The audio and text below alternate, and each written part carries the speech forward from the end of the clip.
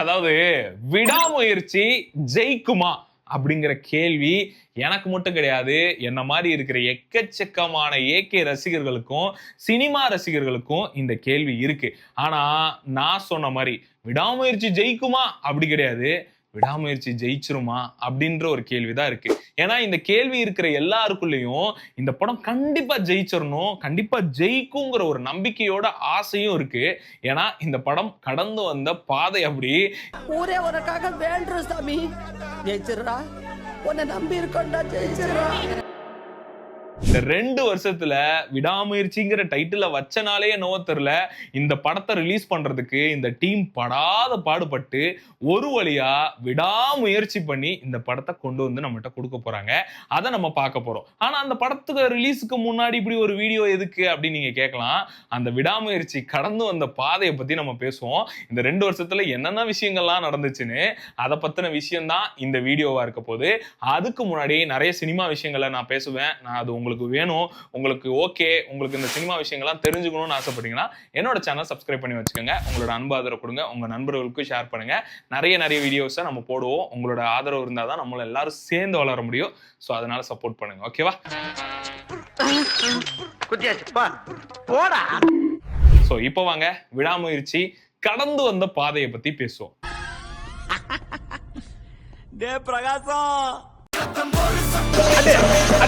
அப்ப மௌனங்களா இப்ப சொல்றேன், எல்லாரும் வழிய விடு. இந்த விடாமுயற்சி கடந்து வந்த பாதைன்னு பேசுறதுக்கு முன்னாடி இந்த விடாமுயற்சி எப்படி ஆரம்பிச்சிச்சு அப்படின்றத பத்தியே பேசணும். 2023க்கு போகணுமா அப்படின்னு கேட்டீங்கன்னா இல்ல, கொஞ்சம் முன்னாடி 2022க்கே போனோம். ஏன்னா வலிமை ரிலீஸ் ஆன உடனே எல்லாருக்கும் தெரியும், ஒரு டாக் ஓடிக்கிட்டே இருந்தது, அடுத்த படம் யாரோ ஒரு டைரக்டர் புதுசா வந்து பண்ண போறாரு. அவர் இதுக்கு முன்னாடி அஜித் சார் கூட படம் பண்ணதே கிடையாது. அஜித் சாரை வச்சு இந்த படம் எடுக்க போறாருன்னா அது ஒரு மிகப்பெரிய ஒரு படமா இருக்கும் அப்படிங்கிற மாதிரிலாம் பயங்கரமா டாக் போயிட்டு இருந்தது. வலிமை ரிலீஸ் ஆகி அப்படியே போயிட்டு இருக்கும்போது அதுக்கு ஒரு சில நெகட்டிவான விஷயங்கள்லாம் வந்தது. உங்க எல்லாருக்குமே தெரியும், அந்த படம் எதிர்பார்த்த அளவு இல்லைன்னு திருப்பி எச் வினோத் வந்து இன்னொரு படம் எடுப்பாரு, அந்த படம் கண்டிப்பா பொங்கலுக்கு வந்து ரிலீஸ் ஆகும் 2023ல. அதுக்கப்புறம் தான் இன்னொரு டைரக்டர் கூட அஜித் வந்து ஜாயின் பண்ணுவாரு அப்படிங்கிறது எல்லாமே ஓடிட்டு இருந்தது. அப்பதான் துணிவு வந்து 2023 ஜனவரி பொங்கலுக்கு வந்து ரிலீஸ் பண்றாங்க. அது ரிலீஸ் ஆனதுக்கு அப்புறம் அப்படியே ஓடிட்டு இருந்த டாக்ல ஒரு சில கன்ஃபர்மேஷன் கிடைக்குது. விக்னேஷ் சிவன் தான் அடுத்த அஜித் சாரோட படத்தை பண்ண போறாரு அப்படின்னு சொல்லிட்டு. அப்ப நிறைய பேரு சூப்பர்பா அப்படின்னும், ஒரு சில பேரு என்னது அவரா அப்படின்ற மாதிரி ஒரு கேள்வி இருந்தது. அதுக்குள்ள நிறைய சிக்கல் இருக்கு. நல்லா சொல்றேன், ஃபுல்லா கேட்டுக்க. ஓகே. எப்படின்னா அஜித் சார் வந்து என்னோட சம்பளம் 150 கோடி 200 கோடி வேணும், அதாவது விஜய் சார் வாங்குறத விட அதிகமா எனக்கு கொடுத்தா தான் நான் பண்ணுவேன்றப்போ, அப்ப நயன்தாரா வந்து லைகா ப்ரொடக்ஷன் பேசி, விக்னேஷ் சிவன் லைகா ப்ரொடக்ஷன் பேசி, லைகா ப்ரொடக்ஷன் அந்த சம்பளத்தை ஏத்துக்கிட்டனாலதான் விக்னேஷ் சிவன் இந்த படத்தை பண்றாருங்கிற மாதிரிலாம் ஒரு உருட்டுனாங்க. என்னடா ஒரே குழப்பமா இருக்கேடா. சரி விடுங்க, அதை பத்தி நம்ம பேச வேணாம். சரி, விக்னேஷ் சிவன் இதை பண்ண போறாரு அப்படின்னு அப்படியே ஆரம்பிச்சு ஒரு பொறுமையா ஒரு 3-4 மாசம் போய்கிட்டு இருக்கும்போது, 3-4 மாசமானு கூட தெரியல, அப்படியே ஆரம்பிச்சு போயிட்டு இருக்கும்போது அவர் ஒவ்வொரு கேஸ்டா வந்து சொல்லிட்டு இருக்கிறாரு, யாரு சந்தானம் வர போறாரு, இவர் வர போறாரு, அவர் வர போறாருன்னப்போ நம்ம எல்லாருக்குமே ஒரு ஆரவாரம் இருந்தது. வாவ் சூப்பர், ஒரு கேஸ்ட் அண்ட் க்ரூவே சூப்பரா இருக்கே அப்படின்ற மாதிரி. அனிருத்தோட மியூசிக் எல்லாம் வரப்போகுது அப்படின்லாம் சொல்லிட்டு கடைசியில பார்த்தா திடீர்னு ஒரு நாள் விக்னேஷ் சிவன் இது கிடையாது, அவர் வெளியே போயிட்டாரு. இல்ல அவரா வந்து வெளியே போல, நாங்களா வெளியே அனுப்பிட்டோம் அப்படிங்கிற மாதிரிலாம் நிறைய விஷயங்கள் ஓடிட்டு இருந்தது. அப்புறம் ஒரு வழியா விக்னேஷ் சிவன் ஒரு இன்டர்வியூல வந்து சொல்லும் போதுதான், இல்ல அஜித் சாருக்கு இது பிடிக்கலன்னு நிறைய பேர் சொல்லிட்டு இருக்காங்க, அது பிரச்சனை கிடையாது.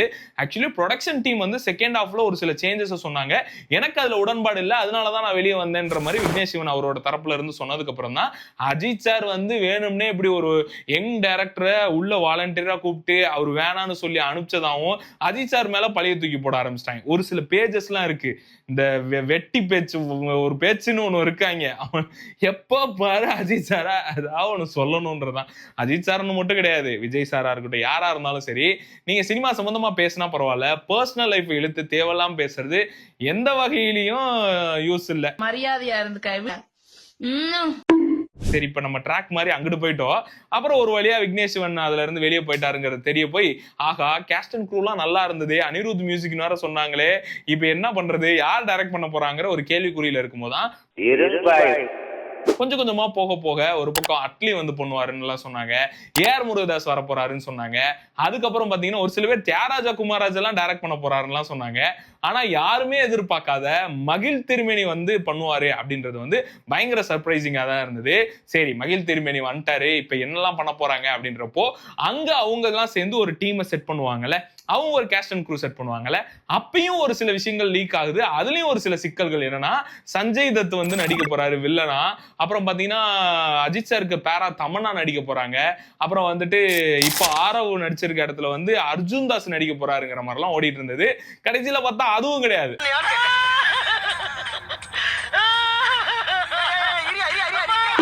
அந்த 3 பேருமே கிடையாது. அந்த மங்காத்தா டீம் திருப்பி ரீயூனியன் ஆன மாதிரி அர்ஜுன் சார் வராரு, த்ரிஷா வராங்க, அப்புறம் அர்ஜுன் தாஸோட கால் சீட் இல்லைன்னு சொல்லிட்டு ஆரவ் உள்ள வராரு. அதுக்கப்புறம் அந்த படம் வந்து டேக் ஆஃப் ஆகுது. இப்ப நான் சொன்னதெல்லாம் உடனே நடக்கல, பல மாதங்களுக்கு அப்புறம் நடந்தது. அப்புறம் இதெல்லாம் ஒழுங்கா போச்சா அப்படின்னு கேட்டா அதான் கிடையாது. அது ஆரம்பிச்சு கொஞ்சம் கொஞ்சமா போகும்போது அங்க கிளைமேட்னால நிறைய வெதர்னால நிறைய விஷயங்கள் ஷூட் டிலே ஆனிச்சு அப்படின்லாம் சொல்றாங்க. இன்னொரு பக்கம் ப்ரொடக்ஷன் வந்து சப்போர்ட் பண்ணலன்னு சொல்றாங்க. இதுக்கு நடுவுல அஜித் சார் பைக் எடுத்துட்டு அவரோட ட்ரிப்பு கிளம்பிட்டாருன்னு சொன்னாங்க. சரி, இவர் இப்படி ட்ரிப்பு போயிட்டு இருக்காரு, படம் ஷூட்டிங் என்னாச்சு, அது நின்னுடுச்சா, அப்ப அந்த படமும் வந்து அவ்வளவுதானா அப்படின்ற மாதிரி ஒரு பக்கம் எல்லாருமே நெகட்டிவா, ஆஹா விடாமுயற்சின்னு பேர் வச்சீங்க, இது என்னடா முடிஞ்சு போச்சு அப்படின்ற மாதிரிலாம் பயங்கர நெகட்டிவா போயிட்டு இருந்தது. ஆனா ஒரு பக்கம் எனக்கு தெரிஞ்ச ஒரு சில பேர் சொன்னது என்னன்னா, இந்த பக்கம் வந்து இந்தியன் 2 ரிலீஸுக்கு ரெடி ஆயிருக்கும் போது, அதுக்கான போஸ்ட் ப்ரொடக்ஷன்லாம் ரெடி ஆயிட்டு இருக்கும்போது விடாமுயற்சிக்கான சப்ளை மணியை வந்து நிறுத்தி வச்சனாலதான் இந்த படம் அப்படியே ஹோல்டுல இருக்கு. அது ரிலீஸ் ஆனதுக்கு அப்புறம் பேலன்ஸ் இருக்கிற வேலைகளை ஆரம்பிக்கப்பட்டு அந்த படம் சீக்கிரமாவே முடிஞ்சிரும் அப்படிங்கிற மாதிரி எல்லாம் ஒரு சில விஷயங்கள் போயிட்டு இருந்ததுங்க. அதே மாதிரி இந்தியன் 2 ரிலீஸ் ஆகுது. ரிலீஸ் ஆனதுக்கு அப்புறம் கொஞ்சம் கொஞ்சமா திருப்பியும் விடாமுயற்சியோட வேலைகள் ஆரம்பிக்குது. விடாமுயற்சி அப்படியே கொஞ்சம் கொஞ்சமா நடக்குது. சரி, இப்ப 2023க்கு அப்புறம் 2024 வந்து 24ஓட தீபாவளியாவது ரிலீஸ் பண்ணுவாங்க அப்படின்னு எல்லாருமே எதிர்பார்த்துட்டு இருந்தாங்க. ஆனா மூச்சு கூட விடல, அதை பத்தின சத்தம் கூட இல்ல. சரி, தீபாவளி ஸ்கிப் ஆயிருச்சு, நவம்பர்லயாவது வருமா அப்படின்னு பார்த்தா நவம்பர்ல எல்லாம் எதுவும் வராது தம்பி, வேணா உங்களுக்காக அப்படின்னு சொல்லிட்டு நவம்பர் 2024 எண்டுல ஒரு டீசரை மட்டும் விட்டாங்க. சரி, டீசரை விட்டாங்களே, இந்த படம் பொங்கலுக்கு வருமா அப்படின்னு ஒரு பக்கம் எதிர்பார்ப்பு இருந்தது. சரி, இதெல்லாம் போய்கிட்டு இருந்தப்போ இந்த பக்கம் ஒண்ணும் நடக்கலையான்னு கேட்டீங்கன்னா அதெல்லாம் இல்லைங்க. அந்த பக்கம் குட் பேட் அக்லின்னு ஒரு படத்துக்கு அந்த டைரக்டரை புக் பண்ணி அந்த டைரக்டர் படம் எடுக்க ஆரம்பிச்சு அந்த படத்தோட ஷூட்டிங் விறுவிறுப்பா போயிட்டு இருந்தது. அந்த படம் முடிய போற நிலைமையில இருந்தப்போ விடாமுயற்சி ரிலீஸ் ஆகுமான்ற ஒரு கேள்வியில எல்லாம் இருந்தது. அப்படி இந்த படத்துக்கு அவ்வளோ விஷயங்கள் பேகேஜா இருந்துகிட்டே இருந்ததுன்னே சொல்லலாம். இந்த பக்கம் குட் பேட் அக்லி ஒரு சடனா ஒரு வீடியோ வந்து ரிலீஸ் பண்ணி ஒரு போஸ்டரை போட்டு பொங்கலுக்கு ரிலீஸ் அப்படின்ற மாதிரி போட்டிருந்தாங்க. எல்லாருமே பயங்கர ஷாக்கு, என்னங்க இது, அது பொங்கலுக்கு வரப்போதுன்னா விடாமுயற்சி எப்பங்க வரும் அப்படின்ற மாதிரிலாம் இருந்தது. விடாமுயற்சியும் பொங்கலுக்கு அப்படின்ற மாதிரி அவங்களோட டீசர்ல எண்டுல போட்டு விட்டாங்க. இப்ப பொங்கலுக்கு 2 படம் வரப்போதா அப்படின்ற மாதிரி. அதாவது 2 வருஷமா அஜித் சாரோட ஃபேன், அஜித் சாரோட படங்களை பார்க்காமலே இருந்ததுக்கு ஒரே நேரத்துல 2 மாங்காவா கண்ணா 2 லட்டு தின்ன ஆசையாங்கிற மாதிரி 2 படத்தையும் பொங்கலுக்கு விட்டா எப்படி? முதல்ல Ajith sir Rajini sir, Ajith sir Vijay sir, அப்படிதானே கிளாஸ் ஆகும். இப்ப என்னடானா அஜித் சார்னே ஆகுதுங்கிற மாதிரிலாம் ஒரு டாக் போயிட்டு இருந்தது. சரி, அப்புறம் குட் பேட் அக்லி டீம் வந்து ஒரு வகையா சரி விடாமுயற்சி வருது, அதுவும் அஜித் சார் படம், இதுவும் அஜித் சார் படம், நிறைய மார்க்கெட் அப்படி கிளாஸ் ஆகும்போது நமக்கான ரெவன்யூ போயிடுன்னு சொல்லிட்டு குட் பேட் அக்லி கொஞ்சம் பேக் போய் ஓகே நம்ம பொங்கலுக்குங்கிறத கொஞ்சம் தள்ளி வைப்போன்ற மாதிரி பிளான் போடுறாங்க. சரி, இப்ப நம்ம கன்ஃபார்ம் விடாமுயற்சி பொங்கலுக்கு தான் அப்படின்னு நினைச்சா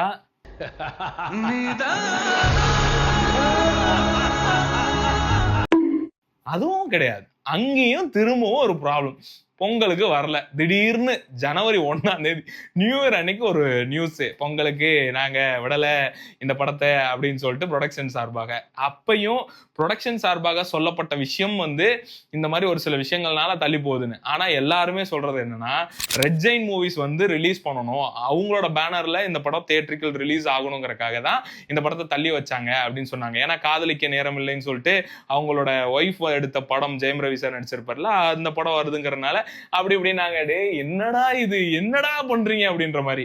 ஒரு வழியா ஜனவரி அந்த டைம் அப்பதான் அந்த ட்ரெய்லர்லாம் வருது, பாட்டெல்லாம் வருது, கொஞ்சம் கொஞ்சமா ஒரு நம்பிக்கை வந்து ஃபைனலா மகிழ் திருமேனி இன்டர்வியூ கொடுக்க, ரெஜினா கெசன்ட் இன்டர்வியூ கொடுக்க, ஆரவ் இன்டர்வியூ கொடுக்கன்னு ஒரு வழியா எல்லாரும் இன்டர்வியூ கொடுக்கும்போது ஒரு அளவுக்கு கன்ஃபார்ம் ஆயிருக்கு February 6ஆம் தேதி அப்படின்னு சொல்லிட்டு. இப்போ இந்த பொங்கலுக்கு விடாமுயற்சி வருதுன்னு சொல்லிட்டு அதுக்காகவே ஒரு சில படங்களை தள்ளி வச்சாங்க. வீர தீர சூரன்லாம் வந்து பின்னாடி தள்ளி வச்சாங்க, நிறைய படங்களை பின்னாடி தூக்கி வச்சாங்க. ஆனா இந்த படம் வரலன்னொடனே அந்த படமும் வரல, அந்த படமும் வரல. அப்புறம் February 6ல வச்சாங்க. அதை ஒட்டி வந்து ரிலீஸ் ஆக வேண்டிய டிராகனு, அதை ஒட்டி ரிலீஸ் ஆக வேண்டிய மத்த படங்கள்லாம் இருக்குல்ல, அதை தூக்கி இன்னும் பின்னாடி போட்டுருக்காங்க. இப்போ ஒரு வழியா ஃபைனலா February 6ஆம் தேதி விடாமுயற்சி வரப்போகுது. இந்த விடாமுயற்சி வரப்போகுது, இதெல்லாம் நடக்க போகுதுன்னு இப்ப திரும்பி பார்த்ததே எவ்வளோனா, நான் சொன்னதெல்லாம் வெறும் பேசிக்ஸ் தான். இன்னும் எக்கச்சக்கமான சம்பவங்கள்லாம் நடந்தது. ஃபைனலி வருதுங்க. ஸோ இந்த விடாமுயற்சி ஜெயிக்குமாங்கிற ஒரு கேள்வி வர காரணமே இந்த 2 வருஷம் நடந்த நிறைய சம்பவங்கள் தான்.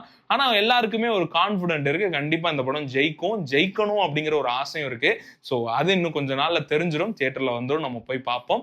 ஸோ நீங்க ஒரு AK ஃபேனா இருந்தா இந்த விடாமுயற்சியோட இந்த த்ரூ அவுட் டிராவல்ல எங்கெல்லாம் பயங்கரமா நொந்தீங்க, எங்கெல்லாம் வரட்டும்டா வச்சுக்கிறேன்டா அப்படின்ற மாதிரி ஒரு ஆர்வம் இருந்தது, இப்போ உங்களுக்கு எப்படி இருக்குங்கிறது எல்லாத்தையுமே பதிவு பண்ணுங்க.